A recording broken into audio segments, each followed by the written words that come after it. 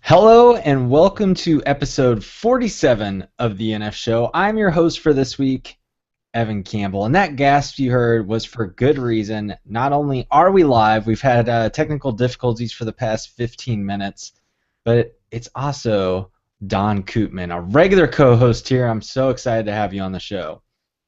Hello, everybody. Yes, I am back here. I try to be here every third Monday of the month, and yes, I'm good to go.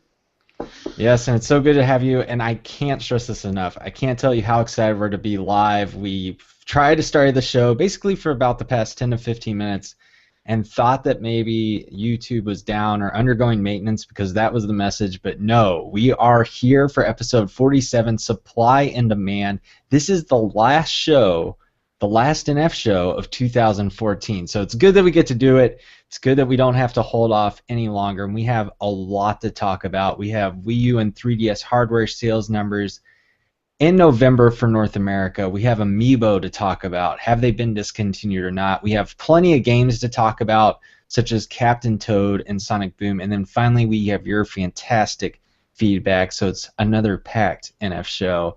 But I want to start off with an NF Magazine update. If you check the Kickstarter page, you saw that our editor-in-chief and creator, Lucas Thomas, had a new message.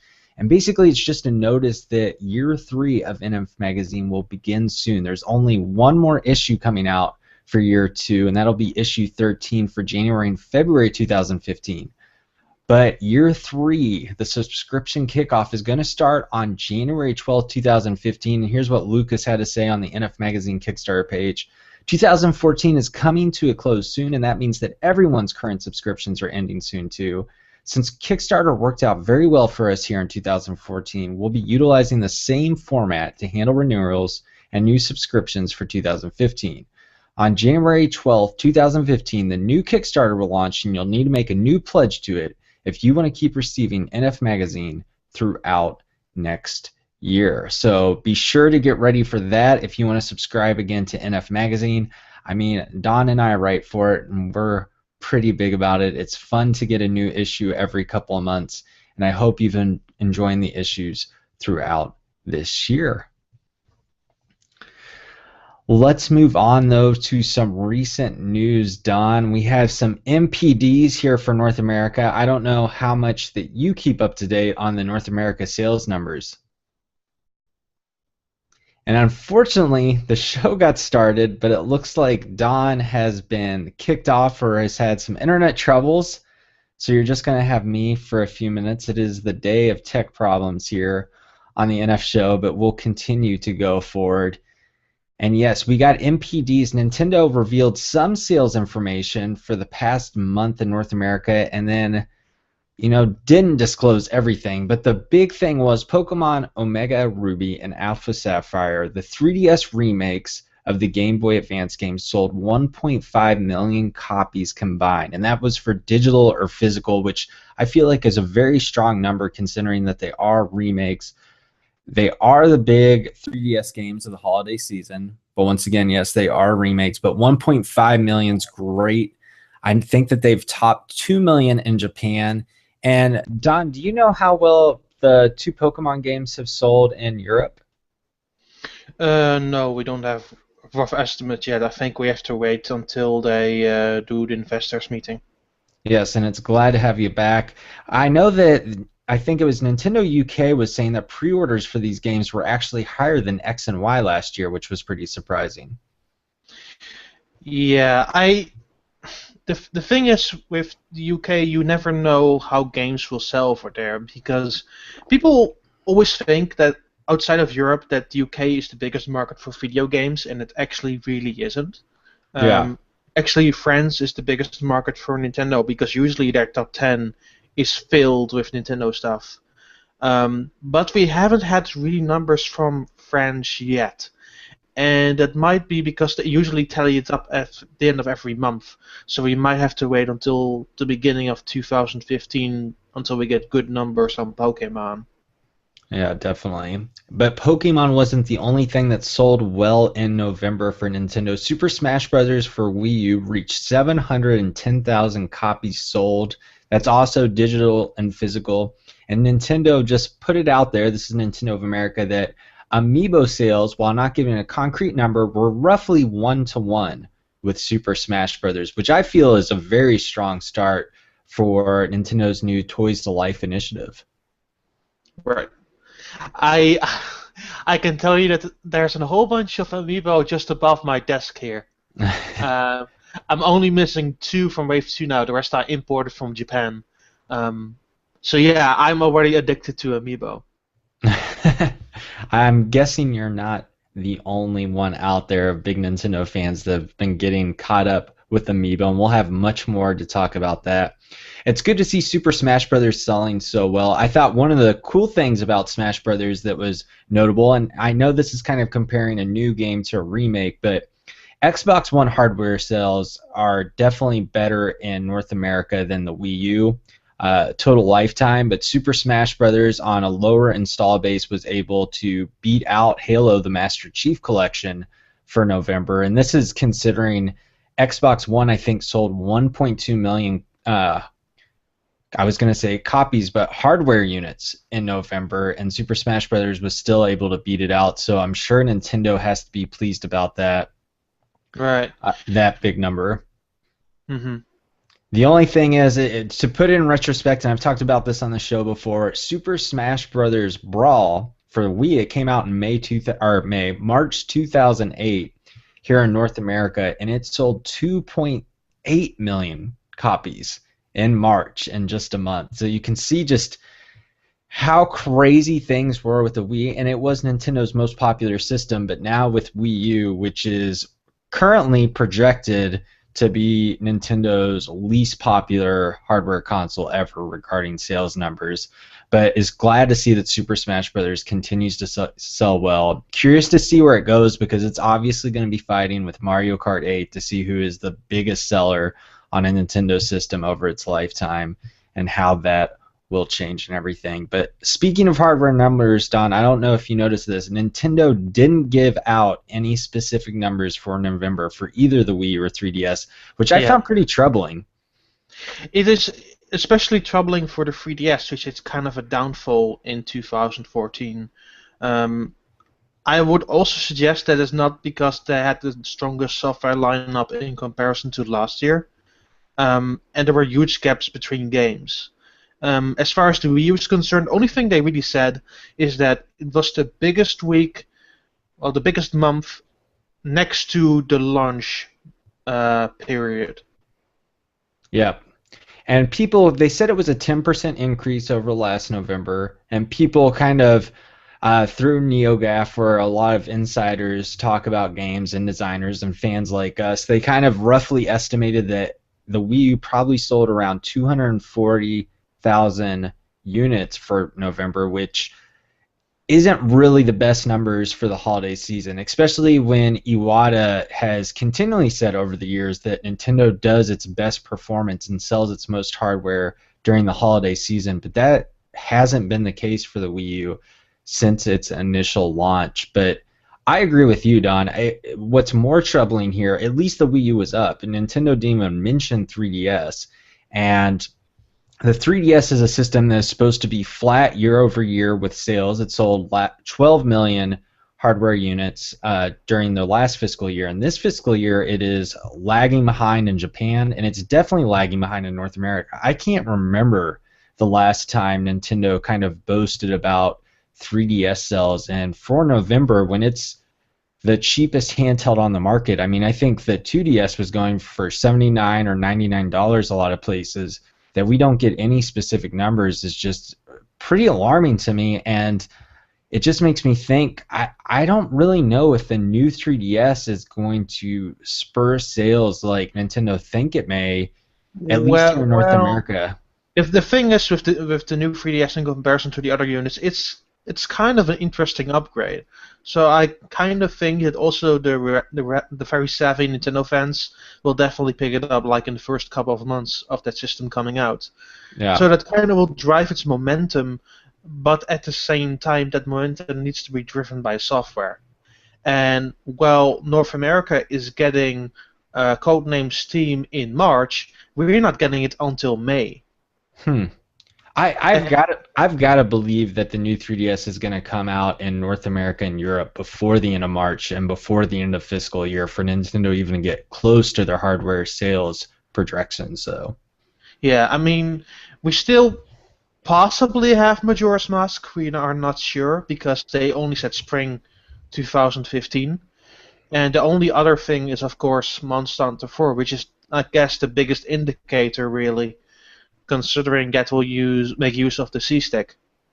yeah, and I think it also the new 3DS improves some loading times as you go from area to area with that game, right? Yeah, absolutely. The loading times are very like lessened on Monster Hunter and Smash Brothers on 3DS. So those two games really make use of that stuff. And like last week, they of course added the system update, which allows you to access the amiibo menu. So you can plop now an amiibo on the touchscreen and test that out. Yeah, Um, it'll be really cool to see when that kind of implementation because I think if Nintendo was smart in Europe and North America, the Amiibo implementation would work right on launch day. So not only could you maybe have it's yeah. Majora's Mask, but you have maybe one of Wave 3 kind of launching with it possibly at the same time, or the second part of Wave 3 to kind of really create this event around the new updated system. Yeah, I think it will happen in January because, of course, there is Ace Combat Cross Rumble Plus, and that's coming out on the 22nd of January in Japan. And I Okay. think roughly around that time we'll also maybe see an update for Smash Brothers. Awesome. And I think one of the things that'll be interesting about the new 3DS and 3DS in general, for the Wii U, Don, we know a lot about kind of the long-term software we're going to be seeing, whether it's Star Fox or whether it's The Legend of Zelda. And while Nintendo says 2015, those could arguably go to 2016. We know about all these games spread throughout the Yeah, year, I Xenoblade I Chronicles X. mhm. But for 3DS, we really don't know what goes beyond kind of the spring time frame. We don't know what these long-term projects are. Here's my thing with both the Wii U and 3DS. This year there were more noticeable gaps on both systems, not just 3DS but also Wii U, because from June until the end of the year, you every month had a Nintendo title, which wasn't the case really in the first half of 2014, 13. But you still had Lego City Undercover and Monster Hunter to kind of fill the gaps at the beginning of that year. Um, and of course, the Resident Evil Revelations on Wii U, which was May. But now, looking this year, the gaps between games on Wii U has been way larger, like way larger, because between Donkey Kong Country Tropical Freeze and Mario Kart 8, there was barely anything on Wii U. Oh yeah. Yeah, it was a really rough time for Nintendo home console owners. Yeah, and then looking at 3DS, both of the release schedules in Europe and North America were radically different. Hmm. Especially since we got, for example, we got NES Remix sooner, but we got also Kirby Triple Deluxe a little bit later. Um, while we still get like enough titles to warrant getting a 3DS, they were not well spread out as 2013. Like almost every month we had something new. And again, there were gaps. Like at the beginning, the first couple of months, there was nothing barely new on 3DS except for the occasional one title. Hmm. Yeah, I think in general 2014 there are the big name titles Mario Kart 8 and Super Smash Brothers for 3DS and Wii U, but kind of what rounded out their lineup was just a pretty weak showing, and especially if you take it from like a Nintendo uh, technically speaking first party because you had Hyrule Warriors, but that was kind of a joint. That wasn't just kind of, that was a joint project that you have with Koei Tecmo. Hmm. Bayonetta 2 was a Platinum Games project, um, and then you have the Pokemon games, which obviously aren't Nintendo first party, and Super Smash Brothers, while it is first party in a sense, I mean this was kind of a Bandai Namco joint project. So you had Mario Kart 8 and Donkey Kong Country Tropical Freeze on the Wii U specifically be really their only first party output. And you can kind of see that they have a lot of things lined up for 2015, but yeah, there were a lot of droughts, and I think Nintendo fans, if you've been around for a long time, you know these droughts are coming. But Yeah. this year was just exceptionally hard, especially because, like you said, 2013 was really rough, especially in the first half of the year. And I know for me, I thought like 2014 they would finally catch up. We'd see a lot of software, and that just didn't end up being the case. And I think it's probably the outcome of Nintendo still struggling with HD development over the past year. I don't think that just all of a sudden ended in 2013. I think that they're still kind of going through those growing pains throughout this year, and hopefully we'll see them. And when they do release the games, they're great. Don't get me wrong, but hopefully we'll see more regular output, like you're arguing, for both systems. And moving a bit towards 2015, I have not the idea that we know much about 2015 either. We know that games are coming out. We know Splatoon, we know Mario vs. Donkey Kong, we know Mario Maker, but none of those games actually have dates outside of Kirby. And Kirby is coming in North America in February, but Europe has to wait until the second half of 2015. Wow. I wouldn't be surprised if we see Splatoon in May, because that's kind of been first half, but I could see Yoshi's Woolly World, a game that was announced almost 2 years ago, mind you, at that infamous Nintendo Direct in January after the Wii U launched. I could see that being a March or May title, and I could see Mario Maker early on.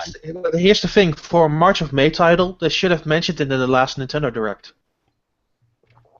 I think they're gonna wait for another direct. I wouldn't be surprised if we get another direct in the next month or whatever, where they kind of announce things. And I think it's probably gonna be after the holiday season, Don, because they want to use the next direct to kind of blow out the new 3DS for North America and Europe. And they're not gonna even whisper that name until the holiday season is over with, because they don't want anyone to feel burnt or anything. But yes, 2015, it seems like it's going to be a much more exciting year, definitely for Wii U, just with the quantity and quality of that content, and we're getting new IPs on both the 3DS and Wii U. It looks really exciting. And one of those new games that was announced, it's not been kind of revealed for the West and Europe and North America, but was revealed for Japan, that I think we're both very excited for, is Theatrhythm Dragon Quest. Yes, the series continues with Dragon Quest, but I am already worried from the outset because we haven't gotten a Dragon Quest game in ages. Yeah, that is definitely the worrisome note. It makes me I'm like, oh, they have to bring Theatrhythm Dragon Quest, but then I would have said that Nintendo would have made sure Dragon Quest X would come out for Wii U, because RPGs. Or the Terry's Wonderland games, which also released, or Rocket Slime 3. Like none of those games never released here for some reason or another. It has been, as a Dragon Quest fan, it has been pretty excruciating and painful to live through. Dragon Quest X for me has been the hardest one, and I get that it's an MMO, and I can't imagine the localization and the servers and everything, but the Wii U needs RPGs and exclusives. It has first-party exclusives, but you have a third-party exclusive here, and it didn't come. And it's just a game that I really, really want to play. I used to hold out hope, but I think that's long since passed. But like you said, the 3DS, I mean, we didn't even bring up Dragon Quest VII, which has come out as well, and hopefully one of these games will come out. But I gotta believe Theatrhythm Dragon Quest will come out, because I feel like the series has done really well in the West. Right, and the series has done really well, and the reviews have been really good for both of those games. But at the same time, having the Dragon Quest name attached to it doesn't not really help at this time. Yeah, I definitely agree with you. But let's keep our fingers crossed. Let's hope maybe this could be kind of have this game come out and have one of these Dragon Quest games come out. It could be a great way to fill in the gap next year, or have things announced. So we'll keep you posted on whether that gets localized for North America and Europe, but we're definitely hoping. And with that, though, let's talk about games that we have been playing that have come out already. Yep. I've been playing more of Captain Toad Treasure Tracker, and to give you an update, because Don, I know you enjoyed it, don't get me wrong, but you weren't as hot on it as you maybe No. thought you were. And I was definitely, once you kind of express some of your criticisms for the game, I was kind of on the fence about this game anyway. I ended up getting it because I'm doing the IGN wiki for the game, which I'll just do some self-promotion. Check that out. It's my first wiki ever. You can find every super gem in the game. I went through and did that for you, so if you're having any trouble. But I have found myself really enjoying it the more I play it, which is surprising because, like I said, I was kind of on the fence, and then you kind of talked about the things that were problematic, such as the recycled boss battles, which I definitely fair and honest criticism. But I found myself kind of looking past those and just having a really good time with it and enjoying some of the devious challenges, especially when you get to the bonus levels. And you have these kind of mummy me levels, or you have these coin challenges and stuff, these bonus challenges that you have to do. And it's been really fun to play through those. Right. I mean, it's not like it's a bad game. It's just that some points of it are a bit disappointing. I think the scope of it could have been a bit bigger. I mean, the levels are endlessly creative, don't get me wrong, but there are aspects of it that, from a personal standpoint, I think could have made the game so much more enjoyable than it already is. Yeah, I can see that. One of my biggest problems with the game, and hopefully this is something that'll be patched, and I just things like this make me nervous about Splatoon, but they don't let you turn off the gyroscope controls. You can change that for Splatoon. You can't. Okay, I feel like I've heard that, but it still just makes me nervous. It's a button on the gamepad. You have to press it, and then it switches to the right stick. Okay, great. But in Captain Toad Treasure Tracker, and I failed to mention this last week, you can use the right stick to control the camera, but the gyroscope's always working. So if you're just moving it around a little bit, your viewpoint can get screwed up. And there are some levels where there are quite a few enemies, or there's maybe a Magic Koopa that's shooting spells at you, and that can be very frustrating when it's kind of moving around and stuff. And I just don't get how that kind of past Nintendo, where they're just like, oh, maybe we should make this a toggle or whatnot. So hopefully that is a patch coming up in the future. But I will say for people, if you are on the fence, probably like me, I would go ahead and say check it out, or maybe throw it on your wish list for the holiday season or whatever, and definitely write in and let us know what you think. The game's now out in North America. It is coming to Europe in January? January 2nd. It's coming directly after New Year's. So there you go. You'll have a great 2015 game to play in Europe, but if you're already playing it, be sure to write us at show@nfmagazine.com, or you can leave a comment right here on our YouTube page. That's youtube.com/nfmagazine. But Don, you've been playing quite a few games, including what people are calling kind of the dud of the year, Sonic Boom: Rise of Lyric. And I'm just going to tell you that I kind of argued that I was okay with the art style change and everything, and told people, like, let's wait and see what happens with the Sonic game before judging it. But I feel like everyone was right, and immediately kind of throwing that throwing that game into the fire, because it didn't come out quite well, did it? No, it didn't. So let me tell you how I feel about Sonic, and then move on to Sonic Boom. I like Sonic. I liked Lost World. It was not amazing, but it was a good game. I liked Colors on Wii and Generations on PlayStation 3 way better. They were really good games. But going from those to Sonic Boom, it's kind of a shock to the senses, because you could say, well, the characters are redesigned and they're bad, but I didn't. That didn't really bother me as much. I was okay with it, and I have been watching the TV show that's based on Sonic Boom, and it's actually kind of good. And there's good humor there as well. But going to Sonic Boom: Rise of Lyric, it is simply a disaster. It's a really bad game. Like with usually with Sonic titles, Sonic Team uses an engine called the Hedgehog engine, and that engine is hugely unnoticed because that's one of the gorgeous engines in the industry out there because they always make those games beautiful. If you go back to Sonic Colors, a game from 2009 on the Wii no less, it still looks fantastic. But going to Sonic Boom, which runs on the Unreal Engine, which should have been a red sign from the first moment we hit play, that game looks terrible. Absolutely terrible.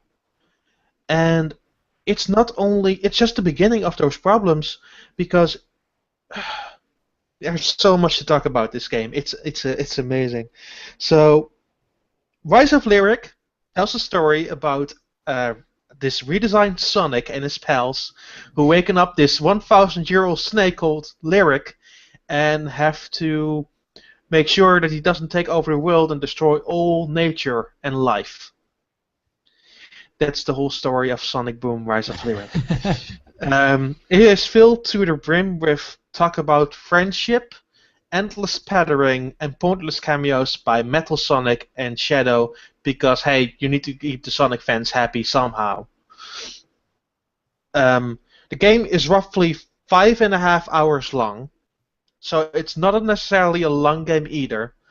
But Which is a good thing here when it's this poor quality. Well, you would think, but it's still chock full of problems and glitches. And I have not seen a game that is so fundamentally broken than Sonic 2006, but it takes a step beyond to Sonic 2006 for me. Because I fell through the floor multiple times. I used that Knuckles Endless glitch to skip endless parts of the game. And if you can, there's a demo on the Wii U eShop where you can still do that in. You can still fully break the game in the demo. Don't you worry. And at some point, all the assets in the game stopped rendering.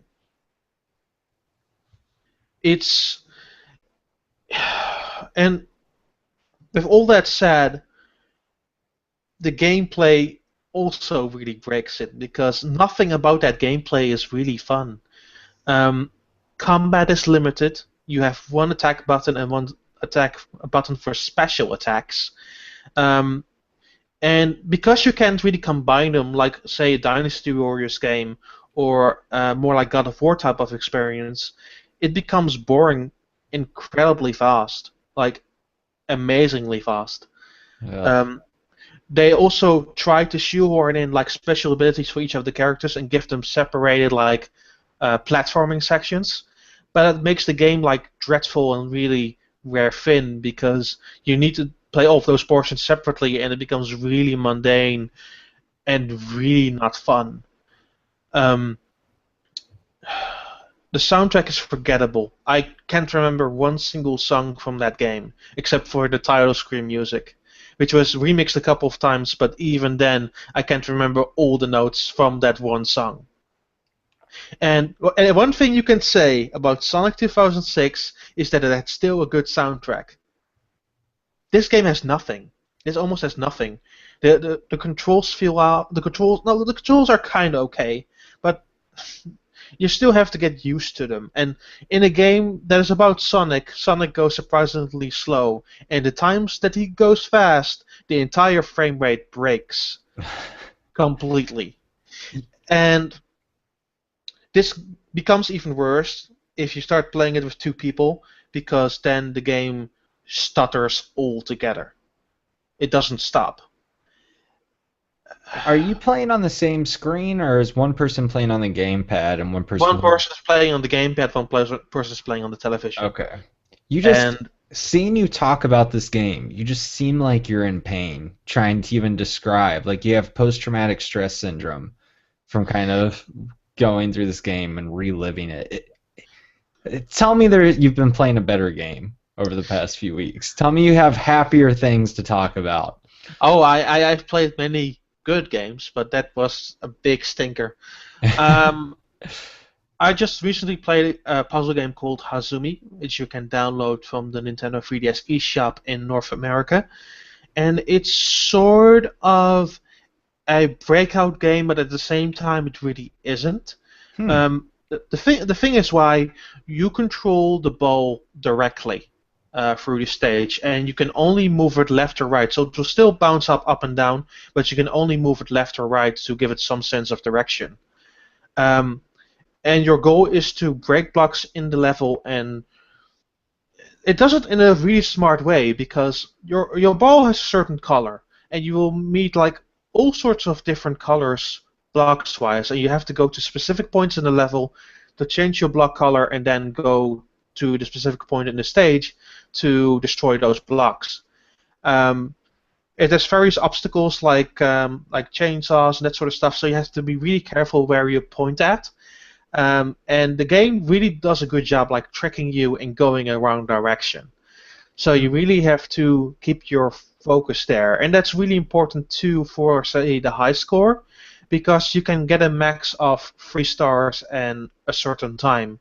And how longer you wait with destroying blocks, the amount of stars will drop a little bit by little. But every time you hit the block, it will go up again. So you have to. There's a kind of a balancing act there, where you have to do it fast, but also do it very precise, which I really like. That sounds pretty cool. I've never heard of it's Hazumi. Hazumi, yeah. It came out last week with almost no fanfare whatsoever. Like it was at the bottom of the press release list of last week in North America. But it's one of the most surprising games I've played because I didn't expect that game to be anything decent. But I really, really enjoyed it. The music is good. It has this this pixel art style to it. It's really fun. That's really cool. And how much does it cost for North American gamers who want to pick it up? I think it's $3.99. So a good budget price game. Well, you heard it here first. Thanks, Don. I doubt there's many people out there who have heard about it, but it sounds like a really cool puzzle type game. Yeah, it comes out in Europe on the first day of Christmas, on the December 25th. So if you just got eShop credit, that's your purchase for that day. Definitely. Another thing that I've been playing is Thomas Was Alone on Wii U. I played this multiple times on other systems, PC and PlayStation Vita, but I played it now again on the Wii U, and it looks really, really good on the Wii U.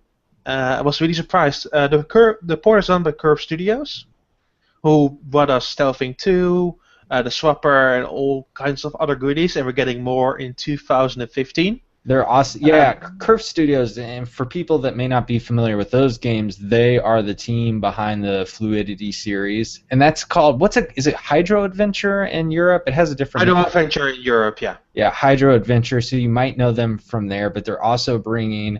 I know a lot of people are excited about Ollie Ollie to 3DS. Ollie was my favorite game on Vita, and now I have no use for my Vita anymore because it's coming to 3DS. and Wii U, correct? And Wii U, yeah. Yeah, so Curve Studios, big Nintendo supporters, they have just been knocking it out of the park. But sorry, Thomas Was Alone. They brought that. Yeah. Yes. Thomas Was Alone is, in its very core principle, it's a puzzle platformer based around shapes, and these shapes have a personality on their own, but they're not really like showcased in any way. They all have different like jump mechanics. One can float. One can jump higher, one is taller, one is smaller. But there is a narrator constantly going for every level, narrating what these blocks think. And surprisingly enough, you start to kind of care about these blocks for one reason or another. And the relationship between them is super interesting.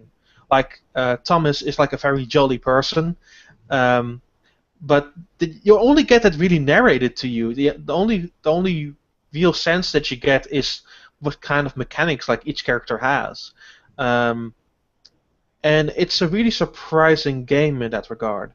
So you have to work all these sort of blocks. So you have to work together to get through platforming levels, which become kind of tricky towards the end.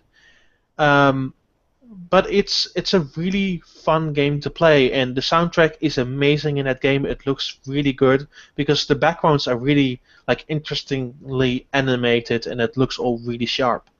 But yeah, it's a really fun game. I really recommend that game. It's another puzzle game I've played. I have a trend for the last two shows I've been that I've played a lot of puzzle games. But Yeah. it's kind of like going towards the end of the year. I kind of like to relax a bit more, and this one of those games that I really enjoy playing because it's really a zony out type of experience. And a game that isn't a puzzle game, you've been playing a card battling game, is that correct, on Wii U? Yeah, it's called Lucidian Chronicles, which And is actually a free-to-play game.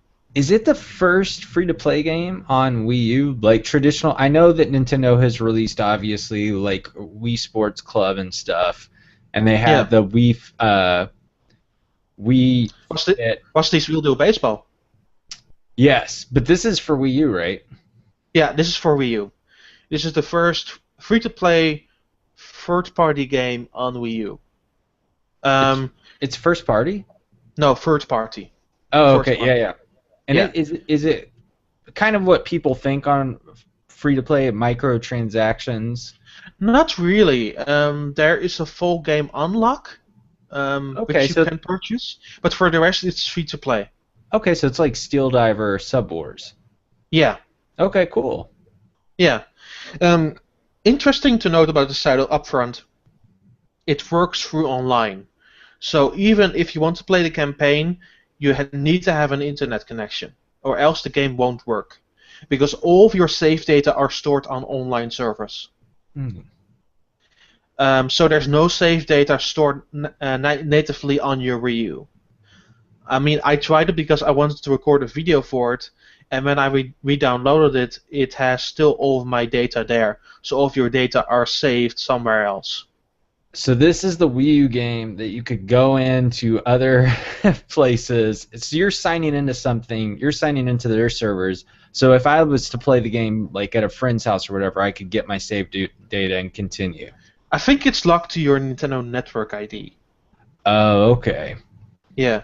I wish So all of my saves were locked to my Nintendo Network ID.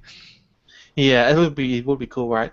Yeah, it's basically a card battling game. You start with 2 cards, and each card has like a different special ability. One will get you health back after you collect a certain amount after attacking like 3 times, because you get every time you land successfully attack, you get points, and when you have enough points, you can do a special move.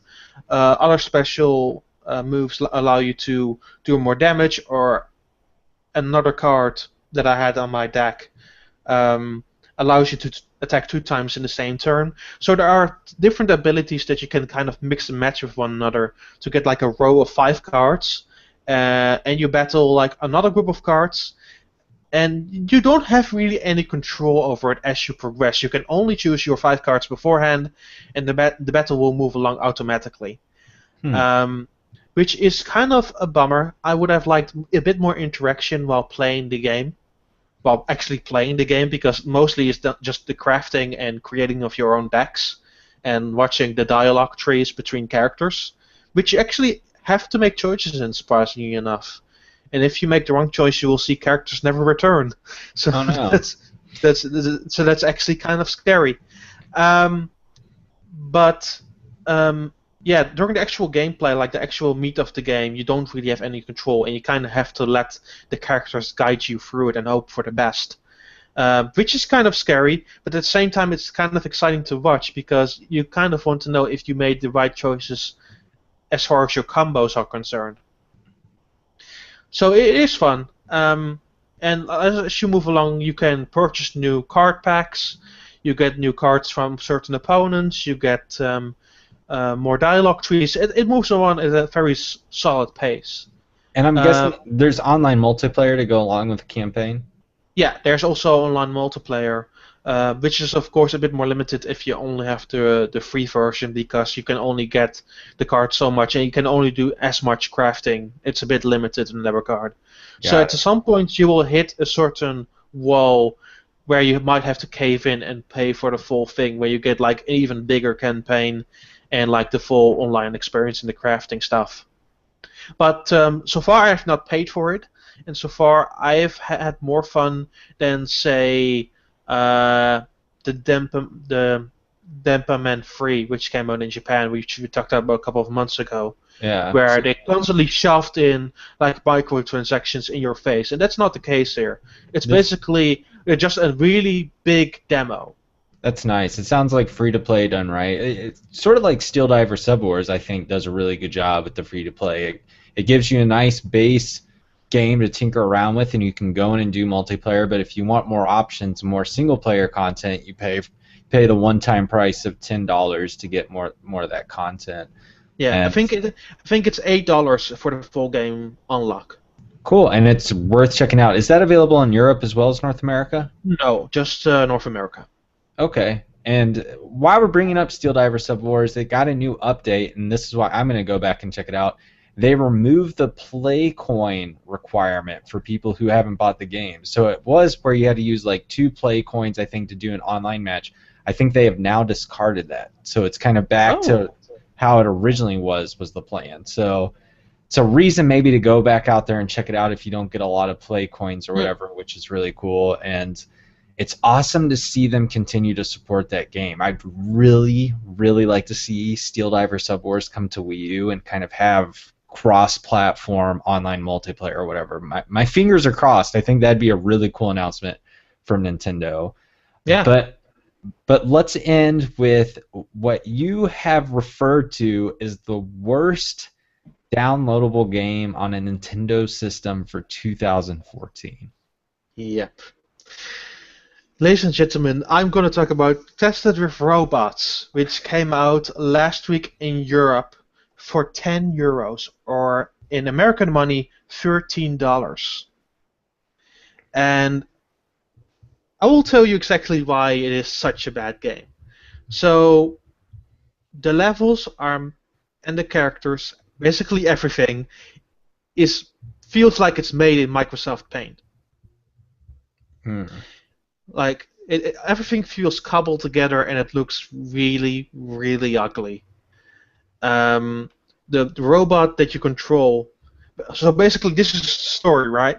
So you are a tester in a video game factory, and you have to test levels, and you control these little robots who acts as a stump double for the future video game hero they refer to.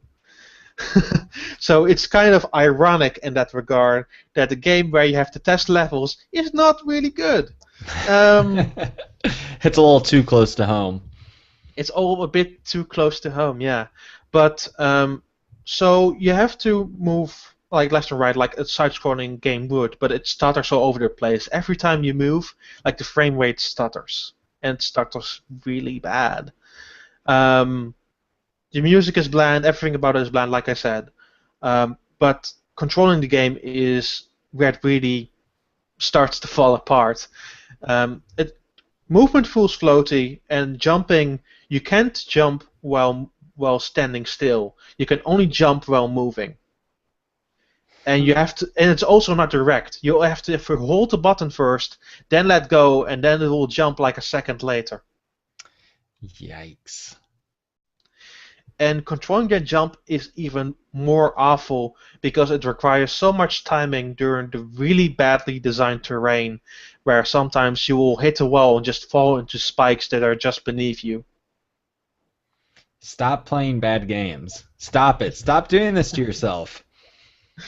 It was the most dreadful experience I've played this year, and I completed that game. And oh man. With struggle. I really regret that I did it, but it has to be done. There will be a review soon on Nintendo World Report where you can read what I thought of it. But I don't need that review to let you know that game should be avoided at all costs, because the price is way too high and everything about it is bad. Like even the menus or the loading times are bad. I have found not. Like, even with Sonic Boom, at least the controls are decent. Nothing is decent here. Like, absolutely nothing. And it's a kind of a shock to the senses, because I played, like, more bad eShop games this year. But none of them are unplayable like Tested with Robots. So for people keeping track, for the games that you probably haven't heard about until you listen to this show, Hazumi, really good. Pick it up on 3DS. Tested with Mhm. Robots, Wii U game, right? Yeah. Stay away. Just hopefully that doesn't appear on your eShop main page, but if for some reason you see it, just act like you didn't and keep moving Yeah. on. If you desperately want to see what the game is about, I uploaded the video to my YouTube channel. Um, but it will give you migraines from just watching it. Well, let's get rid of those migraines and go on to a happier place, our feedback section, Don. Yes. Yes, and remember, if you want to be in the NF Show feedback section, you can email us, show@nfmagazine.com, or you can leave a comment right here on our YouTube page, especially if you're just watching, that's right below us. But let's start off with an email from Keith M., who says, great show. My name is Keith, and this is my first time writing in. Awesome. It's great to have you writing in, Keith. He continues, regarding Amiibo, when it was first announced, I told my 6-year-old son that we were only going to get 2 each. When I went to Target the day they were released, they only had Mario, Link, Peach, Pikachu, and Yoshi, with only 3 of each. I decided to pick them all up because they were limited. Then the itch came and needed to be scratched. I couldn't find any other Amiibo anywhere else, and after calling a local GameStop, they referred me to Walmart.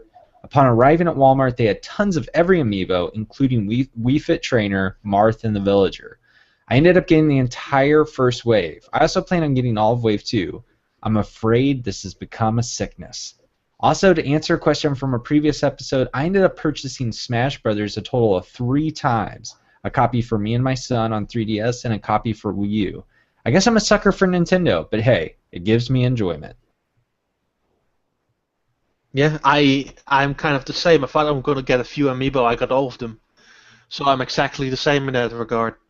I guess I'm the only one that's holding out. I have Samus, and I got Mega Man pre-ordered, and right now that's it. I did see Zelda over the weekend, and I saw Little Mac. I think those both look. I think Little Mac looks great. Zelda looks much better than Link counterpart, but she has this purple cast on her foot, which is frustrating to me. I think if the purple cast wasn't there, maybe This is something exclusive for the video viewers. There's Little Little Mac. Mac. Little Mac looks great. They did a Yeah. great job with Little Mac, and his feet are planted. You will notice no cast on Little Mac. That is my sticking point. But I think Noah has also picked up more Amiibo after just getting Peach. So hopefully Mm. he can talk about that in a future Yeah. episode. I think my favorite amiibo of the bunch of them so far, like the first and second wave, is Pit. I really like how Pit looks. Do you have Pit? Yeah, I will show you. Yeah. Once again, this will be exclusive for the video viewers because audio listeners cannot see this. But yeah, this looks really good.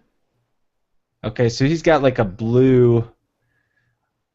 But kind of- but at least the stand doesn't really disrupt it from the actual figure.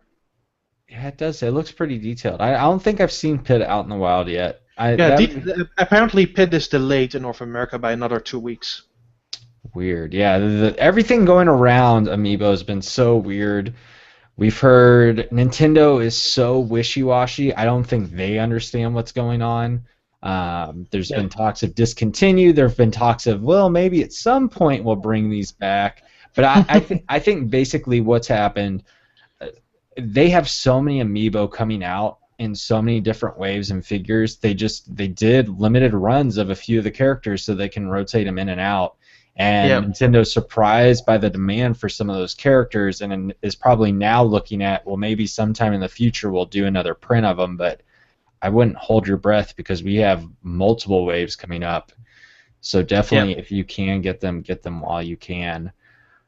Our next email comes from Nintendo Dad. Do you think Nintendo will bring back the Amiibo that sold out quickly for a second run at some point in the future? I did not mean for this to happen, but this is perfect. Personally, it's not a big deal to me since I'm not going to buy them all anyway. However, I think Nintendo should make Amiibo from waves 1 to 3 available when some of these aren't even getting past the pre-order stages before they are sold out. I agree. Yeah, I think that's where Nintendo really screwed up. They're definitely the diehard fans like us, but can you imagine for the kids that are telling their parents they want some of these amiibo and their parents do everything possible and you just can't find them anywhere because they're pre-ordered or sold out online? Yeah, it's a really troubling situation. I don't think that Nintendo has really thought this through, especially with how much they've made to begin with. And they really should have known better. If they would have looked to like Skylanders or Disney Infinity, or maybe just asked Activision or Disney, they would have known these kind of figures, especially if you are Nintendo of all people. I think they are really popular. Oh, and one of the things that I like that Brett, who guest hosted last week, brought up, a lot of these Nintendo characters have never had a figure made of them ever before. I Right. think Yeah. Fox is one of, I mean, this is the first time people, and and Brett is the biggest Nintendo toy collector in the world, and he's saying there have never been these figures before. So not only Yeah. do you have people like Brett who are toy collectors, but you have Nintendo fans where you finally have this figure that's, you And for the ones that do exist, this is a cheaper way to get in that sort of thing. yeah. Because like the Pit Figma is goes for crazy money these days, and I just got a Pit Amiibo for like what is it like $11.99? Yeah, 12.99 here in the U.S. But yeah, the $10 to $15 range, they're affordable compared to, like you said, like the Figma statues and everything. Yeah, So yeah, hopefully Nintendo figures it out. They're doing this during the holiday season once again, which makes things even crazier. But I really don't know if they're going to have time to do a second print run, depending on what other Amiibo toy lines there are, just because the amount of shelf space. And maybe they're trying to work with retailers right now about shelf space to kind of yeah. blow it out where it's comparable I to am Disney super worried Infinity. for I'm super worried for characters like Rosalina and Shulk, which are in America like retailer exclusives. Yeah, those are just going to be, I think, impossible. You're going to have to pre-order unless you get super lucky. So hopefully for people out there who want them, it works out. If for any kids that are kind of relying on parents for Christmas and everything, my fingers are crossed for you. It is definitely a frustrating situation, though. This isn't something where it's kind of like, oh, you snooze, you lose. This is something where Wave 2 in North America, like you said, these figures are coming out at different times. They're kind of popping up at different retailers at different points. So it's just it's crazy out there. So supply and Yeah, demand obviously is referring to the Amiibo. It's the headline of this week's show. So hopefully Nintendo can kind of figure that out a little better. Let's get into the comments part of our feedback section. The first one's from Weston M. Boy, that Zelda footage was beautiful. I didn't expect a whole lot from the Game Awards, but I still decided to watch it, and it wasn't actually that bad. When Zelda U appeared, I was speechless. I didn't expect anything until E3, but there it was, looking gorgeous. That view from the cliff and the lighting really shows how far Zelda has come since the original NES classic. I'm still intrigued why Nintendo is so keen on hiding Link's face despite showing it in the reveal trailer. Also, have any of you ever heard someone pronounce Epona's name the way Miyamoto's translator did? I've never heard anyone say it that way, and it just goes to show how many things in Zelda can be pronounced in different ways, like Ocarina, Majora, Fi, and Girahim. yep. I always say fee, so that goes to show that I say things in a very different fashion. Yeah, I think I say Fi like it's hi-fi or Wi-Fi or whatever. I feel Right, like right. there's, but yeah, there in Girahim. I'm trying to think of the. Do you have another pronunciation? I know the No, people. no. Yeah, I think other people. How I don't know how I say Epona, but I've heard Epona. Was that how the translator pronounced Yeah, it? Possible? yeah. Okay, Epona. I can see it either way. I may go back and forth. I really don't know, but Yeah. But yeah, I actually watched the Game Awards from beginning to end. It was very early in the morning for me, and I kind of didn't regret it because it was actually like for the first time, it was actually a pretty decent showing. yeah, and Nintendo's presence there was much better than Cranky Kong, which made it Much I better mean, I for me. mean, they showed Mario Maker, they showed Codename Steam, they showed Zelda, they had Koji Kondo at the beginning and at the end with a musical Yeah, performance. that was really cool. It was really cool to see Koji Kondo there. The only big complaint I have with like the Game Awards is that they kind of shove the Game Awards out of the door Yeah, sometimes. Here are just all the composers and developers for Destiny. Here you go, 3 awards. Now get off. yeah, And then develop the award for best developer of the year and for Super Smash Bros. Here you go, Reggie. Now get off. yeah. Yeah, hopefully, I mean, it was the first year doing this version of the show. Hopefully, they can kind of balance the world premieres, which there are way too many, it felt like, and the awards, and kind of get a good balancing act there. But it was awesome to see the Zelda footage, and it was awesome to see Nintendo have such a big presence there. So hopefully, we can look forward to that in the future. All right, yeah. Our next comment comes from Old Man Stoff, who's kind of referring back to last week. We were talking about how you pronounce and talk about amiibo, the plural being amiibo. We've said amiibos here sometimes on the show. I think we've been good so far this week, Old Man Stoff. But he says, Evan, I'll start to be completely cool with saying amiibos as long as you're consistent and say Pokemons from now on, which I thought was funny. I have no problem with Pokemons. I'll call them Pokemons. I'll call them amiibos. I'll add an S to anything Nintendo related if I need to. No, it's Amiibo and Pokemon. Nah. Pokemons. Look at all those Pokemons. I sometimes say pokes, but I don't know Pokemons. I like Pokemons better than Pokemon. I just amiibo. I just call them figurines. I feel like that's the best way to get through Nintendo's. It's Amiibo figurines. Amiibo figurines. There we go. I feel like yes. That's and Pokemon monsters. Pokemon monsters. There we go, Daan. Way to kind of get that middle ground for us, so everyone is happy. Our next comment comes from Benjamin A. I have both versions of Super Smash Bros. Now, and even registered on Club Nintendo, so I get the soundtrack as well as Mewtwo as a playable character. I'm very excited to play as Mewtwo, and the soundtrack will be an awesome addition. I think that both versions have their own strengths and weaknesses. I may be in the minority, but I really enjoy Smash Run and thought it was a pretty quick way to find custom moves. The final match being so quick, though, is the biggest disappointment of that mode. On the flip side, I really think the Smash Tour is great for local multiplayer with friends. The game is crazy enough as it is, but this bumps the craziness to a whole other level. It's just pure fun. It does lose some appeal when playing solo, though. Online could have definitely helped.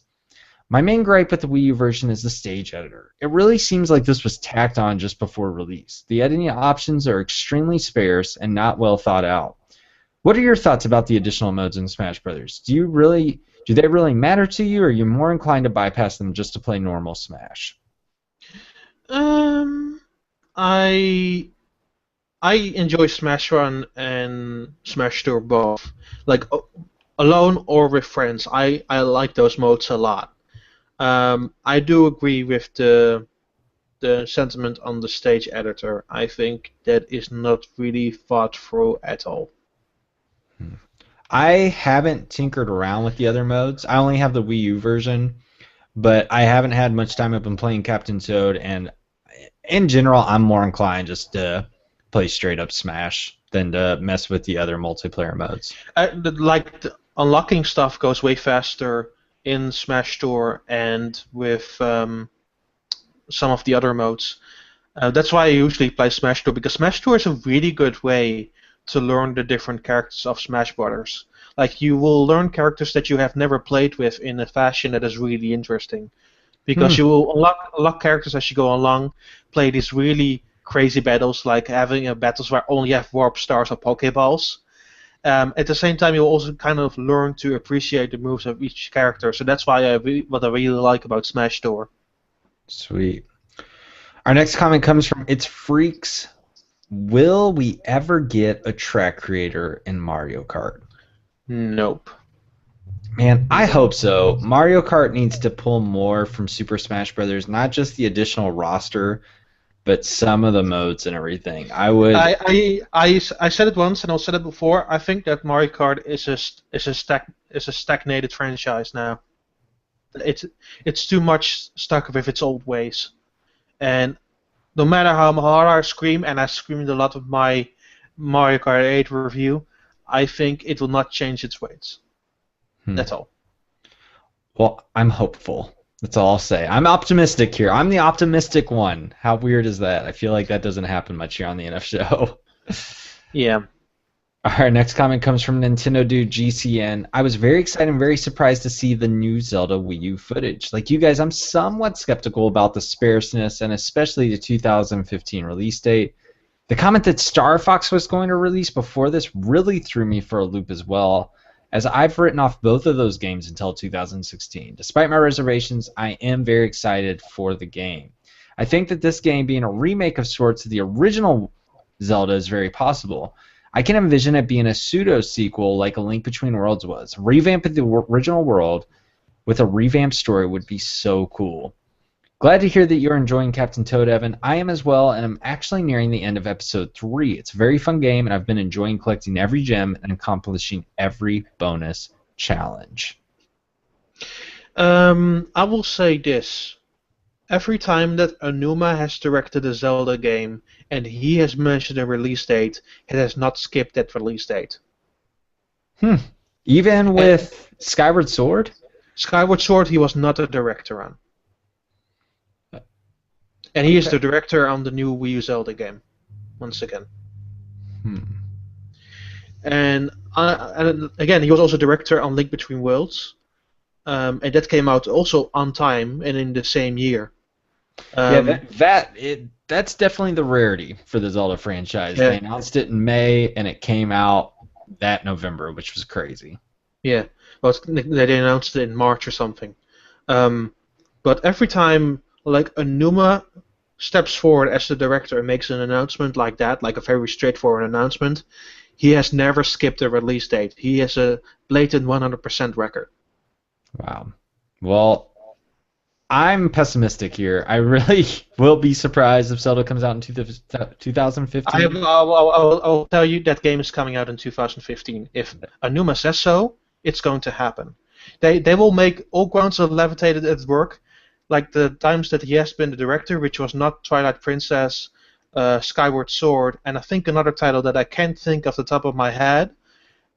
Every time he has been a director, there has been no problems with the release date. And that's really strange, and a really 100% record, but it has been the truth. All right, mark it down, everyone. Let's hope that Daan and Aonuma are both right, and we get some Zelda here within the next year. Our next comment comes from the Seventh Experiment. Speaking of Amiibo, I've been a little frustrated with Nintendo for the lack of stock they're putting in the stores. I mean, 1 Marth per store? 1? And it's even more shocking to me that they seem to have discontinued a few of the Amiibos. I'm amazed with the Amiibo success, and perhaps Nintendo is too. Today I went to my local GameStop to pre-order Pit, Ike, Shulk, and Toon Link. Apparently Pit got delayed, and GameStop is no longer taking pre-orders. However, on a happier note, I was able to place a pre-order for Shulk, Ike, and Toon Link. And wow, I'm so happy to hear that you guys have heard of 999.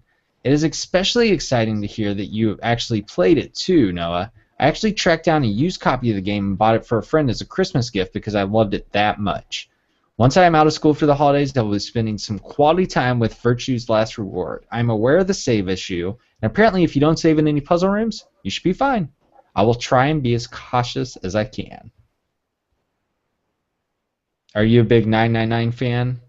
Yeah, I played those games and I loved them. I also am a big campaigner for like a third game in that series, but like even the guy behind it really wants to make it happen, and he's currently trying to find like ways, like for a Kickstarter, for example, to make it happen. But he is not very known on those sort of ways because he is, of course, from Japan, and they don't do a lot of like crowdfunding over there.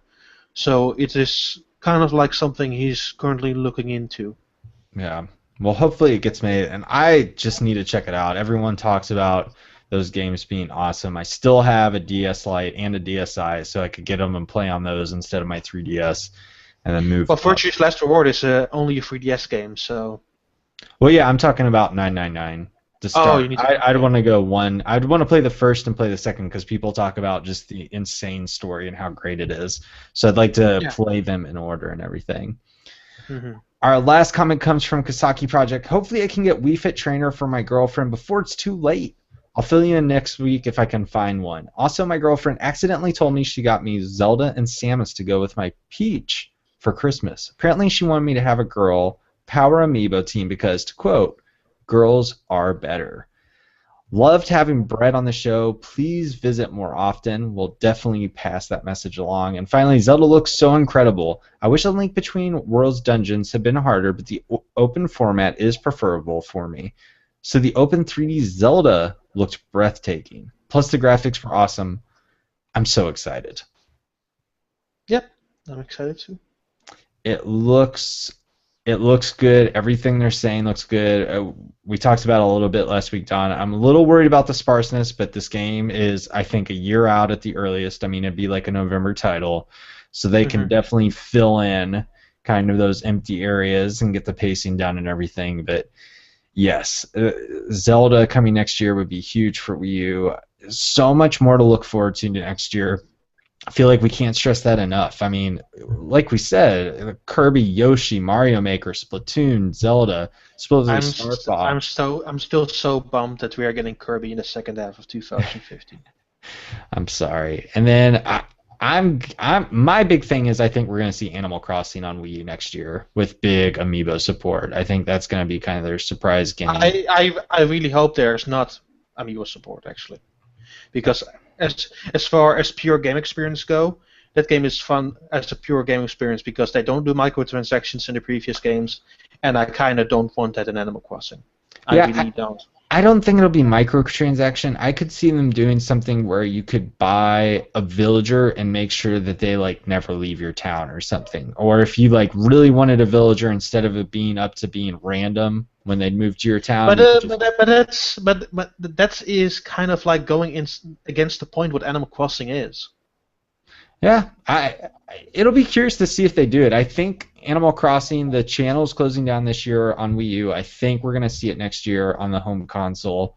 Yeah, but I honestly don't see them, as a fan of actually having the amiibo, I don't see them using amiibo in a way that I personally find really appealing. Yeah, it could be, you know what, it could be another amiibo line could be Pokemon. Or Pokken Fighters, where it could be some kind of like free to play. You get a base version with 2 fighters, and to get the other ones, you get amiibo. They could do something. Possibly, yeah. They could do something crazy like that, and that way you get the Pokemon figures out there. Because I'd say what's as big as Nintendo's mascots? It's Pokemon characters, Pokemon monsters. Sorry, Pokemons, whatever you want to call them. Anyway, that is the end of our feedback section. So thank you so much to all of you who wrote in, and thank you, Don, for going through that with me. And that brings us to the conclusion of episode 47. We want to thank you so much for joining us. Don't forget to subscribe to us on YouTube. There's also an NF Show playlist, so you can run through all the episodes. iTunes, we're still working on that. There's some problems with the feed or whatever. In the meantime, if you want to listen to this show in the audio-only format, go to nfmagazine.com. You can download it there. And you can also continue to follow us outside the show on Twitter. Don is at NintenDon on Twitter. I am at Evan Campbell. And most importantly, NF Magazine is at Nintendo Force. But Don, you can also follow you in other ways, not just through NF Magazine, not just through Twitter. You've got a YouTube page. Yep, that's youtube.com/Nintendon1. Where the last like 4.5 months, I've been posting videos every single day. So you can see videos on themes, eShop titles, retail games, and so forth. Yes. There's of course all the usual websites, go Nintendo.com and NintendoWorldReport.com, where on Go Nintendo I post news, and on Nintendo World Report I'm mostly concerned with reviews and features. Definitely. And yes, for videos, if you want to look up any Nintendo downloadable game, first party or third party, you're going to find it on Don's YouTube page. A great resource for Nintendo footage, one of the best out there on the web. Don, thank you so much for joining me here on the NF Show once again. No worries. And happy holidays to you all. Yes, happy holidays, and we hope you have a wonderful New Year. Stay safe out there. and we'll be back. You're going to have to wait until next year, but we'll be back. And don't worry, it's only a couple weeks. Don't get freaked out. But enjoy the rest of 2014, and here's to a brilliant 2015 for everyone out there and for Nintendo in general. Thanks, everyone. Bye bye.